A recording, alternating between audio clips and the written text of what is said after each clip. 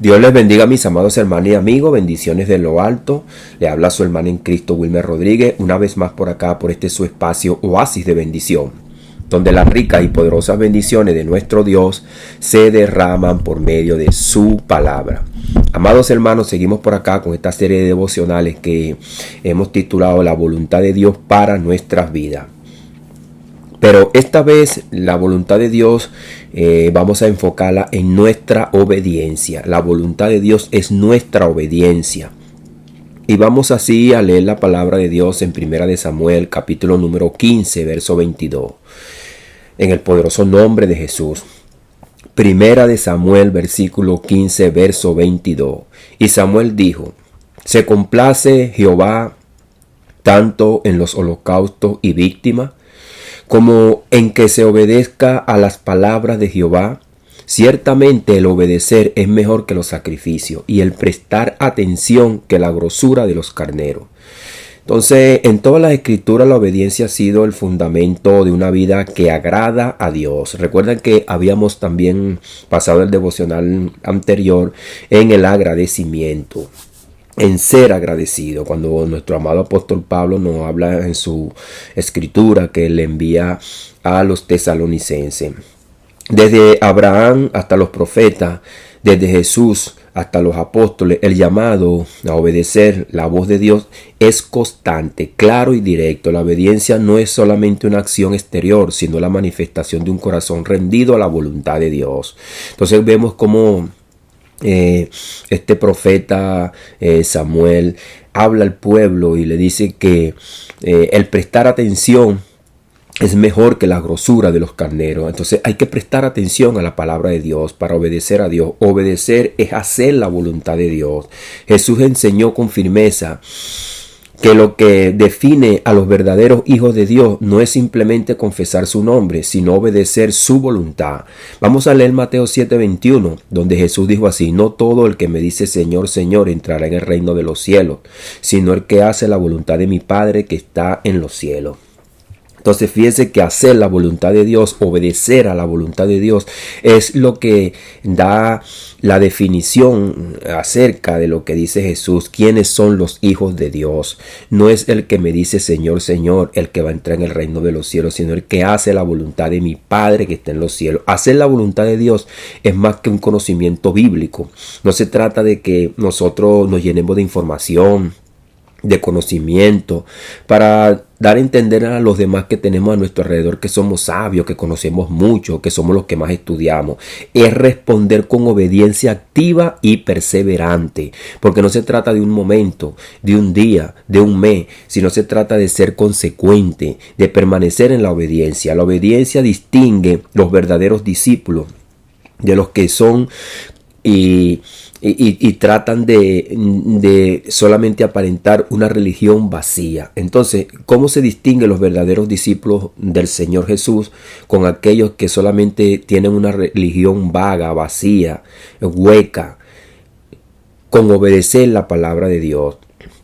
Ahora, como siempre hemos dicho, Jesús es nuestro modelo perfecto de obediencia. Nuestro Señor Jesucristo no solo enseñó la obediencia, sino que también la vivió hasta las últimas consecuencias. En el momento más difícil, en el huerto de Getsemaní, oró: Padre mío, si es posible, pasa de mí esta copa, pero que no sea lo que yo quiero, sino como tú. O sea, como el Padre le ha enviado, el Padre le ha dicho. Entonces Jesús obedeció a su Padre. Cristo no solo obedeció por conveniencia, sino por amor y sumisión total a la voluntad de Dios. Su obediencia fue hasta la cruz, y estando en la condición de hombre se humilló a sí mismo, como dice el apóstol Pablo en Filipenses 2:8.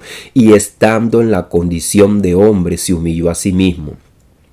Y fíjense lo que dice el apóstol Pablo: haciéndose obediente hasta la muerte y muerte de cruz. Entonces Jesucristo, por amor a cada uno de nosotros, aquellos que iban a obedecer su palabra y aquellos también que no la van a obedecer, porque el desobedecer la palabra de Dios, el desobedecer el llamado que Dios te hace a que vengan a Jesús en obediencia, en arrepentimiento y fe, si no obedeces te va a traer juicio y castigo. Es por eso que la palabra de Dios nos va a juzgar en el día postrero, como dijo nuestro Señor Jesucristo. Yo no vengo a juzgar a nadie, pero mi palabra os juzgará. Vamos a ver este punto también. La obediencia es una señal del amor genuino. Obedecer a Dios por amor, no obligado, por lo que Él nos da cada día. Porque si nosotros somos agradecidos, también debemos demostrarlo. Dios no busca una obediencia mecánica, sino una que nace del amor. Jesús dijo, el que tiene mis mandamientos y los guarda, este es el que me ama.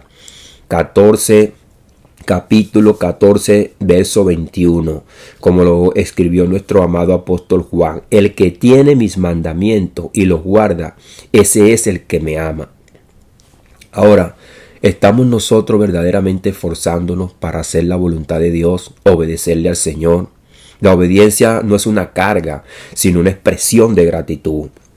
Fíjese que todos estos temas, todos estos puntos tienen cierto enlace, se abrazan entre sí, la obediencia y la gratitud.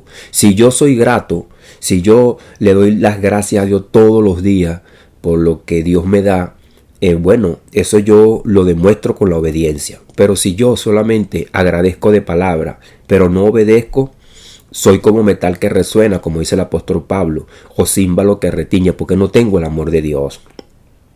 Ahora, la obediencia, la gratitud, es la respuesta de un corazón transformado por la gracia. Donde no hay amor verdadero, no hay obediencia sincera. Entonces, cuando hay un amor verdadero, hay obediencia sincera. Pero si no está el amor de Dios, no hay obediencia sincera. Entonces debemos de sincerarnos con nosotros mismos. La obediencia trae bendición y permanencia. Los verdaderos discípulos reciben la bendición de Dios. Hay bendiciones que no son materiales, que son más importantes que la que nosotros vemos a nuestro alrededor, porque son pasajeras. Si bien es cierto, todas las cosas que Dios nos da para que nosotros las disfrutemos, están condicionadas bajo un mundo que está sujeto a la vanidad, porque las cosas se van deteriorando por causa del pecado. La tierra fue maldita, pero Dios nos ha dado unas bendiciones, como dice el apóstol Pablo en Efesios capítulo número 3, que son todas las bendiciones espirituales: el amor, el gozo, la paz, la benignidad, la bondad, la mansedumbre.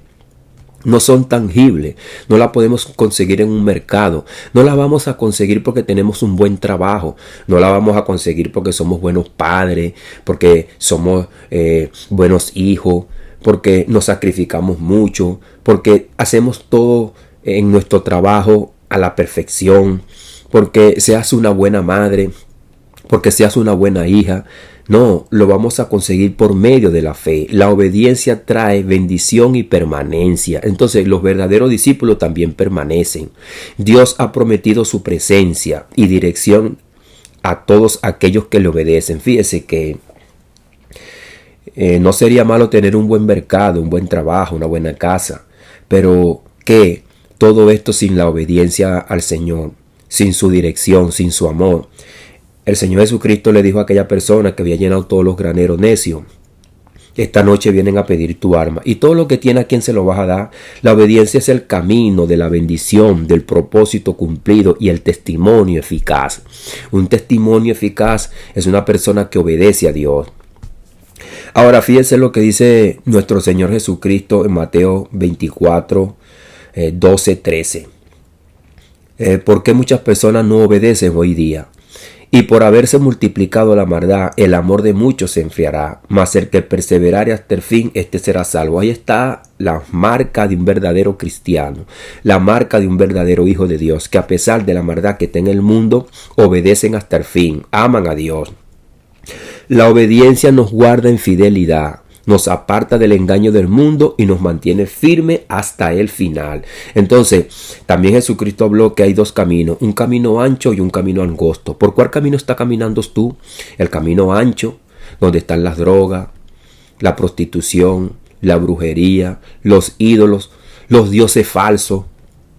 Hay dioses falsos, hay personas que creen en lo santo, pero no creen en el santo verdadero que es Dios, que le dice que Él es el único Dios vivo y verdadero, que las imágenes que nosotros tenemos a nuestro alrededor no nos pueden salvar, no nos pueden guiar, son simplemente imágenes que utiliza Satanás para engañar a la humanidad. Así que la obediencia nos guarda en fidelidad, nos aparta del engaño del mundo y nos mantiene firme hasta el final.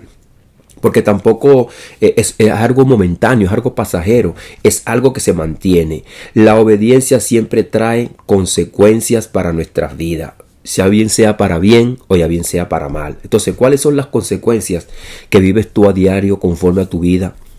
Entonces, la obediencia nos trae consecuencias buenas, pero la desobediencia nos trae consecuencias malas.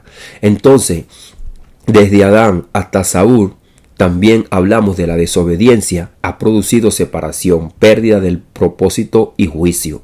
Entonces fíjese lo que le va a traer a usted la desobediencia, separación de Dios, pérdida del propósito de Dios, y si al final usted muere así, usted será juzgado y condenado. La gracia no anula la obediencia, más bien la fortalece. El apóstol Pablo lo dijo bien claro. ¿Qué pues pecaremos? Porque no estamos bajo la ley, sino bajo la gracia en ninguna manera. Hay personas que viven a su manera, pero el apóstol Pablo dice de ninguna manera. ¿Qué pues pecaremos para que la gracia abunde? Si pecamos, tenemos que arrepentirnos. Esto lo dice Romanos 6, verso 15.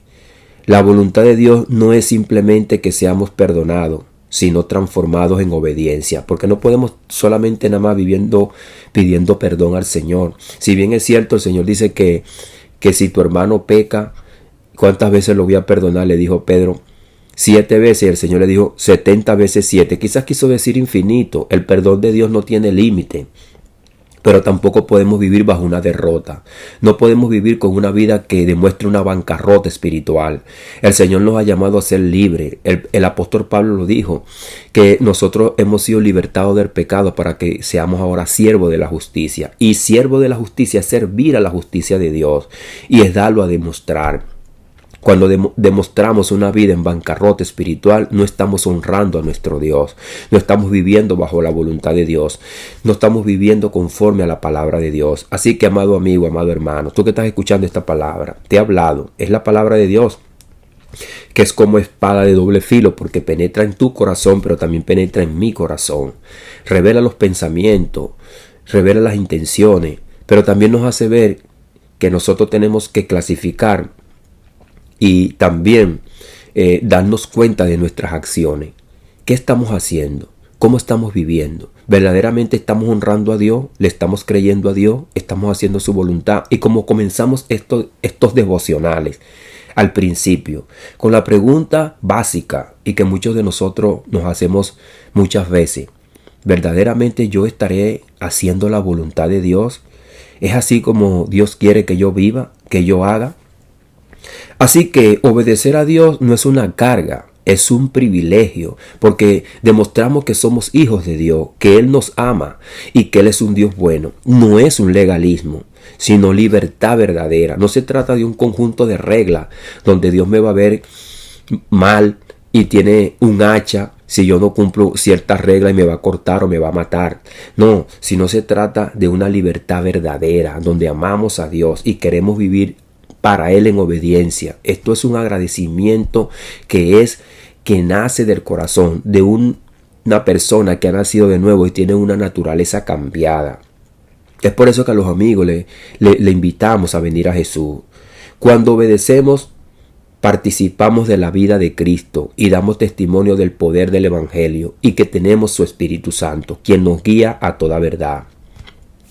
Hoy más que nunca el mundo necesita ver creyentes que no solo hablen de Dios, sino que vivan conforme a su voluntad. ¿Cuántas veces hemos escuchado personas que dicen: yo para ser evangélico como ese mejor no soy nada? Entonces, y esta es la voluntad de Dios. No solamente comienza solamente en el hablar, sino en el corazón. He aquí, para hacer tu voluntad vengo, oh Dios. Hebreos 10:7. Eso lo dice nuestro Señor Jesús. Cuando en los salmos encontramos esta palabra, cuando es introducido el primogénito en el mundo, para que vino Cristo, he aquí, heme aquí, vengo, como es lo que quiere decir la palabra, estoy en este mundo para hacer tu voluntad, oh Dios. ¿Podemos decir nosotros esto? Así que, seas que camines en la voluntad de Dios a diario, o no seas que tú no camines en la voluntad de Dios a diario. Creo que diariamente nosotros tenemos que reflexionar. Si estoy caminando en la voluntad de Dios, gloria a Dios, amén, ayúdame Señor. Pero si no estoy caminando en la voluntad de Dios, ayúdame Señor a hacer tu voluntad. Reconocer nuestra falla, nuestra flaqueza. Comienza obedeciendo lo que Él ya ha dicho en su palabra.